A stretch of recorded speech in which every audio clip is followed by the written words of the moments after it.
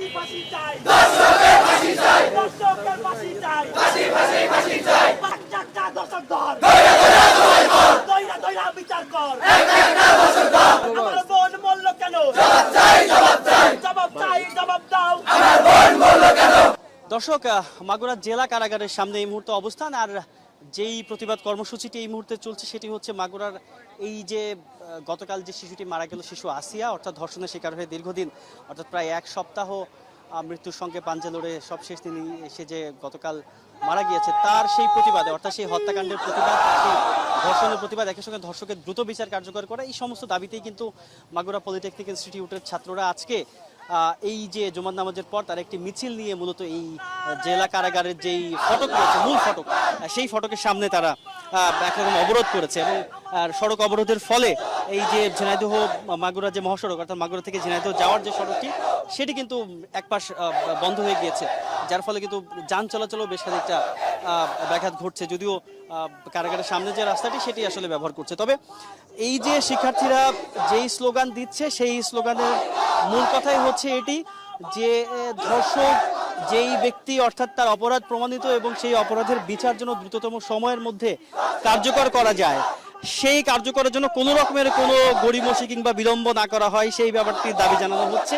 এবং যেহেতু এই যে মাগুরা জেলা কারাগার, এই জেলা কারাগারে এই মুহূর্তে এই মামলার যারা যে চারজন আসামি তারা এই মুহূর্তে এইখানে রয়েছেন, এই দাবি, এই আওয়াজ, অর্থাৎ ছাত্রদের এই আওয়াজ যেন সেই জায়গাতে পৌঁছানো যায়, অর্থাৎ যেই মহলের কাছে তারা এই বার্তাটি পৌঁছাতে চান, সেই বার্তাটি যেন পৌঁছানো যায়, সেই প্রচেষ্টা রয়েছে যারা এখানে এই মাগুরা ঝিনাইদহ সড়ক মূলত অবরোধ করেছেন, কিংবা তারা বলছেন তাদের ভাষায় যে জেলখানা অবরোধ করেছেন।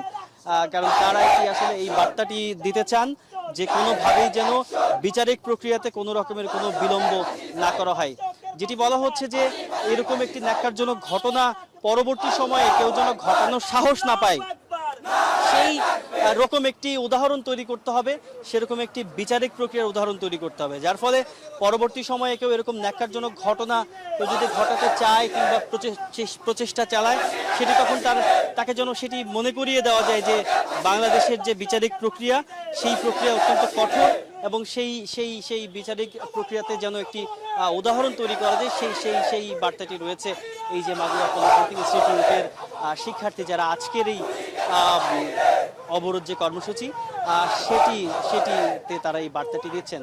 তারা স্লোগানের পর স্লোগান দিচ্ছেন এবং সেই স্লোগান সবগুলোই আসলে এই বিচার এবং আসিয়ার যারা ধর্ষক, যারা হত্যাকারী, সেই কেন্দ্রিক, অর্থাৎ তাদের বিচারের দাবিতে। আমরা ছাত্রদের সঙ্গে একটু কথা বলতে চাই যারা এই যে আজকের যে প্রতিবাদ কর্মসূচি, অর্থাৎ জুমার নামাজের পর মূলত তারা ক্যাম্পাস থেকে, অর্থাৎ এখান থেকে কিলোমিটার খানেক দূরে তাদের যেই পলিটেকনিক ইনস্টিটিউট অর্থাৎ যে ক্যাম্পাস, সেখান থেকে তারা মিছিল নিয়ে শহরের দিকে আসার পথে মাগুরা যে জেলা কারাগার রয়েছে সেখানে তারা অবস্থান করছেন।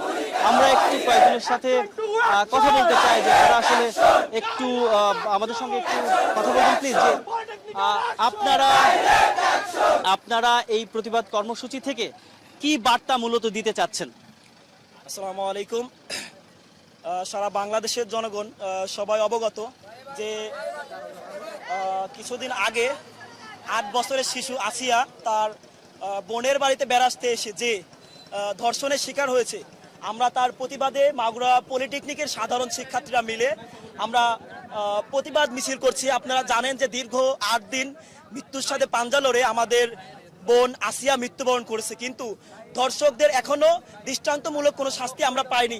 আপনারা সবাই জানেন যে শুধু আসিয়াই নয়, সারা বাংলাদেশে আমাদের আসিয়ার মতো আরো অনেক বোন ধর্ষণের শিকার হয়েছে।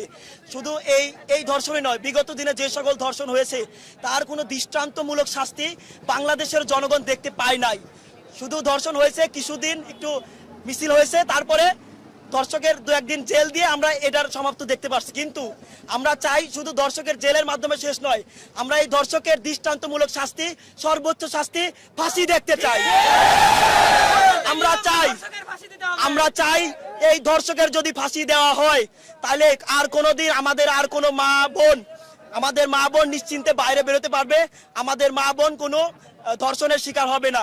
আমরা মাগুরার সর্বস্তরের জনগণ চাই ধর্ষকের দৃষ্টান্তমূলক ফাঁসি দিতে। ধর্ষকের দৃষ্টান্তমূলক ফাঁসি না দেওয়ার কারণে আমাদের সরকারের প্রতি, প্রশাসনের প্রতি আমাদের আস্থা উঠে যাচ্ছে।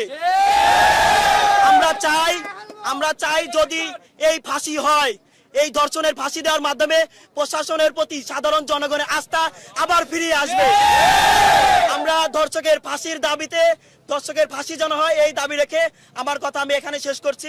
আসসালামু আলাইকুম। যেমনটি দর্শক শুনছিলেন যে দাবির জায়গাটি বেশ স্পষ্ট, সেটি হচ্ছে একটাই, সেটি হচ্ছে বিচার, অর্থাৎ এই যে ঘটনা ঘটেছে তার বিচার। তবে আমরা আরেকজনের সাথে কথা বলতে চাই, আমরা একটু জানতে চাই যে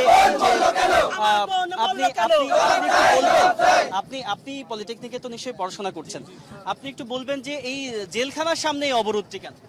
জেলখানার সামনে অবরোধ এই জন্য যাতে এরা শিক্ষা পায় যে আমরা সবাই মিলে এখানে মিছিল হয়েছি, এরা জানতে পারছে যে সবাই মারা গেছে আর কি, মানে আমাদের বোন মারা গেছে, আমাদের বোন মারা গেছে।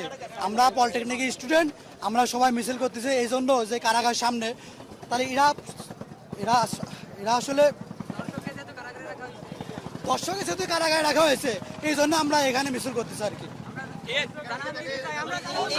আমরা জানাতে চাচ্ছি যে কারাগার থেকে বাইরে করে বায়না মোড়ে আসে, আমরা সবাই ওইখানে ফাঁসি দেখতে চাই। বায়নাতে একমাত্র ফাঁসি দেখতে চাই, আমরা ফাঁসি চাই, আমরা বায়না মোড়ে অবশ্যই অবশ্যই অবশ্যই বায়না মোড়ে আমরা ফাঁসি দেখতে চাই। আমাদের দাবি একটাই, বায়না মোড়ে ফাঁসি চাই, বায়না মোড়ে ফাঁসি চাই। সবাই মূলত সেই